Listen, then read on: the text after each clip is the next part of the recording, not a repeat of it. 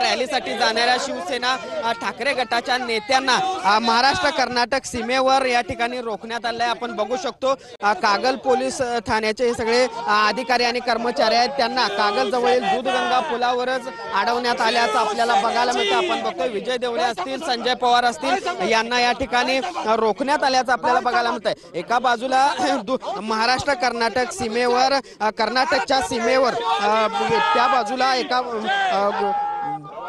Karnataka police असतानाच या ठिकाणी महाराष्ट्र पोलिसांनी आता या ठिकाणी ठाकरे गटाच्या सगळ्या नेत्यांना रोखल्याचं आपल्याला बघायला मिळते। आपण बघू शकतो कशा पद्धतीनं या ठिकाणी या सगळ्या नेत्यांना ते रोखण्यात आलेलं आहे। आपण बघू शकतो मोठा पोलीस बंदोबस्त आहे। काय सांगाल महाराष्ट्र पोलिसांनी? हे कर्नाटक सरकारची दडपशाही आहे।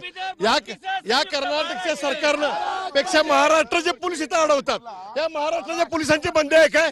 म्हणजे महाराष्ट्राचे मुख्यमंत्री ना मराठी माणसाचा आवाज दडपण्याचा प्रयत्न करतात। कर्नाटकची माणूस पुढे आहेत, तुम्ही कशाला इथं काय करताय? कर्नाटक पोलिसांनी रोखण्याआधीच महाराष्ट्र कर्नाटक सरकार काय करते ते तुम्हाला बंदी आदेश लागू केलेला आहे। बंदी आदेश झुगारून आम्ही जाणार। जय महाराष्ट्र घोषणा द्या। गुन्हे दाखल होऊ शकतात। महाराष्ट्र पोलिसांची भूमिका ही मराठी माणसाच्या विरोधाची भूमिका आहे। हे महाराष्ट्रामध्ये मराठी माणूस आहे, हे महाराष्ट्रातले पोलीस इथे थांबवतात म्हणजे ह्यांचे हात मिळवणे झाले की काय कर्नाटकवाल्यांच्या बरोबर? सीमावासियांच्या पाठीशी महाराष्ट्र सरकार उभा राहते वाटते का तुम्हाला? सीमावासीच्या पाठीशी महाराष्ट्राचं सरकार उभं राहत नाही। जर महाराष्ट्राचं सरकार उभं असतं तर शंभूराजे देसाई आणि त्याचबरोबर चंद्रकांत दादा पाटील या ठिकाणी आले असते। महाराष्ट्रानं या ठिकाणी भूमिका घेतली पाहिजे। आज तिथं लाठीचार्ज होण्याची शक्यता आहे। आम्हाला बंदी घातली जाते, हुकुमशाही केली जाते। त्या हुकुमशाही जुगारून आम्ही जाणार आहोत। खासदार देवेशील माने सुद्धा यांना सुद्धा बंदी घातली, मात्र ते म्हणतात मी पण जाणार। त्यांनी जाऊन दाखवावं वाटतंय का तुम्हाला?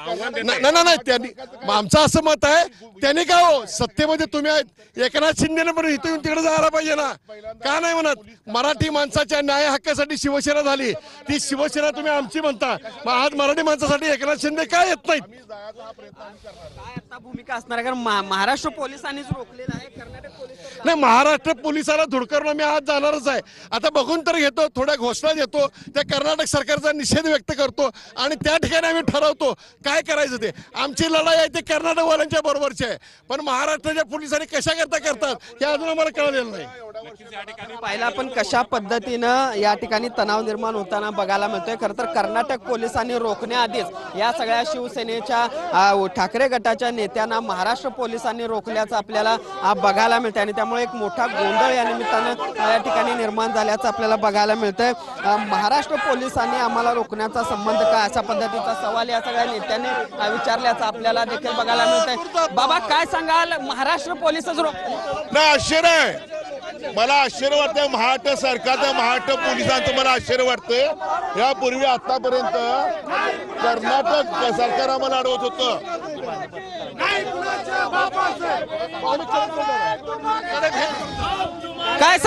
काय सांगाल बाबा महाराष्ट्र दुर्दैव, या महाराष्ट्राचं दुर्दैव म्हणावं लागेल।